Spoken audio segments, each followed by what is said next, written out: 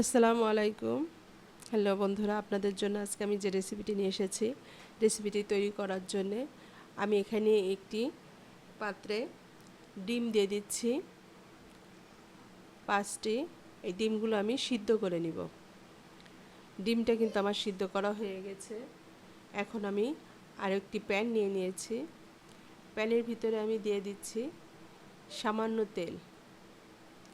Please রেসিপিটি দেখার জন্য প্লিজ স্কিপ করবেন না, পুরো রেসিপিটি দেখার চেষ্টা করবেন। আমি এখানে ডিমগুলো ছাড়িয়ে সামান্য একটু লবণ এবং হলুদ লাগিয়ে রেখেছি। আর ডিমগুলো আমি একটু হালকা করে ভেজে নেব। ডিমগুলো কিন্তু আমার ভাজা হয়ে গেছে। এখন আমি এই ডিমগুলো তুলে নিচ্ছি। এখন এই তেলেতেই আমি আগে থেকে 2টা আলু এভাবে ছোট কিউব করে কেটে নিয়েছিলাম, একটু হালকা করে ভেজে নেব। এই পর্যায়ে দিয়ে দিচ্ছি আমি সামান্য একটু লবণ, দিয়ে দিচ্ছি হাফ চামচ পরিমাণে হলুদ।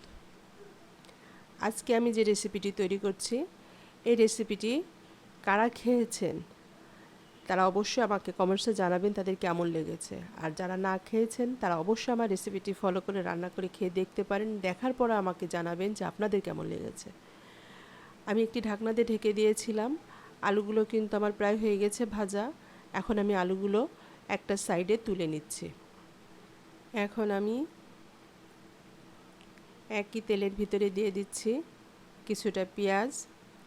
আজকে আমি যে ডিম রান্না করছি, এই ডিমটা একদম ভিন্ন ধরনের ডিম হবে এবং খেতে এটি ভিন্ন স্বাদেরই হবে। তবে একবারে নিশ্চিত করে বলতে পারি এটি একবারে খারাপ হয়নি, খেতে খুবই ভালো লেগেছে। আপনাদেরও ভালো লাগবে, আপনারা ট্রাই করে দেখতে পারেন। এখন আমি এখানে নিয়ে নিয়েছি কিছুটা মোটা রসুন এবং কিছুটা চিকন রসুন, পাতলা রসুন, এগুলোই। এখন আমি পেঁয়াজের ভিতরে আগে থেকে যে বোটা রসুনটা আছে সেটা আমি দিয়ে দিব, কারণ এটি গলতে একটু সময় নেবে। আর ছোট যে রসুনটা, সেই রসুনটা কিন্তু হতে খুব তাড়াতাড়ি হয়ে যায়, তাই ওটি আমি একটু পরে দেব। এখন আমি এই পেঁয়াজের ভিতরেই যে মোটা রসুনটা আছে সেটি আমি দিয়ে দিচ্ছি। আজকে আমি ডিম রান্না করব কিন্তু রসুনের ডিম। এখন এই রসুনগুলো দিয়ে সুন্দর করে নেড়ে রসুনের গন্ধটা যাওয়া পর্যন্ত কিন্তু আপনাদের নাড়তে হবে। একবারে যে লাল করবেন সে লাল করে তৈরি করতে হবে না, কিন্তু শুধু নাড়তে হবে রসুনের গন্ধটা যাতে চলে যায়। রসুনের থেকে যখনই দেখবেন একটা রসুনের একটা ফ্লেভার আছে, ঠিক সেই পর্যায়ে কিন্তু এটি মনে করবেন যে রসুনটা পারফেক্টভাবে রান্না করতে পারবেন। এখন আমি এই রসুনের ভিতরে দিয়ে দিলাম আরও কিছুটা লবণ, আর দিয়ে দিচ্ছি এখানে রসুন বাটা, আদা বাটা, দিয়ে দিচ্ছি জিরে বাটা, আর এখানে শুকনা মরিচ 1 চামচ বাটা। আর ঝালের পরিমাণটা আপনারা যে যেমন খান, আমি এখানে ঝালের পরিমাণটা একটু বেশিই দিচ্ছি, সে কারণে 2 চামচ পরিমাণে এখানে দিলাম। আর দিয়ে দিচ্ছি আরও হাফ চামচ এখানে হলুদ, দিয়ে আমি সুন্দর করে এটি কষিয়ে নেব।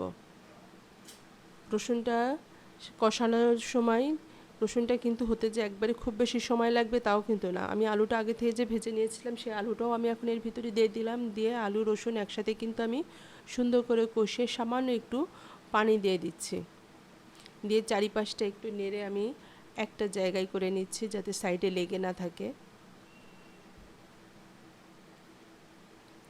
এখন আমি একটু ঢাকনা দিয়ে ঢেকে দিলাম।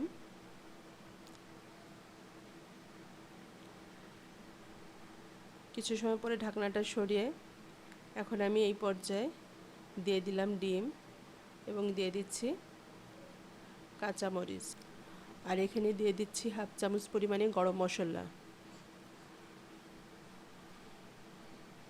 দিয়ে আবারও আমি ঢাকনা দিয়ে ঢেকে দিলাম।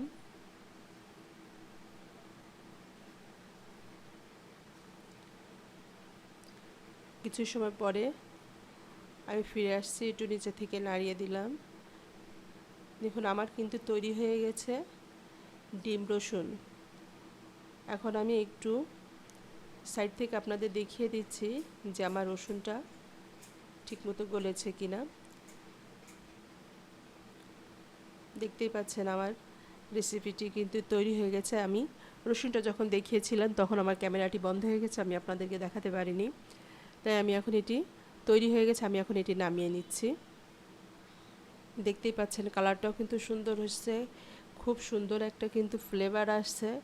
রসুন যারা খেতে ভালোবাসে, যারা দেখুন রসুন কিন্তু আমার একবারে গলে যায়নি, মানে ফেটে যায়নি বা মেখে যায়নি, একবার সুন্দরভাবে কিন্তু রসুনটি তৈরি হয়ে গেছে। তৈরি হয়ে গেল আমার ডিম রসুন। এভাবে আপনারা বাসাতে ট্রাই করে খেয়ে দেখতে পারেন। অবশ্যই আমার কমেন্টসে জানাবেন। প্লিজ প্লিজ আপনি শেয়ার করতে ভুলবেন না, লাইক কমেন্টস করবেন, আমার চ্যানেলের পাশে থাকবেন, সাবস্ক্রাইব করবেন। আবার আপনাদের সাথে দেখা হবে আমার নতুন কোনো রেসিপিতে। আল্লাহ হাফেজ।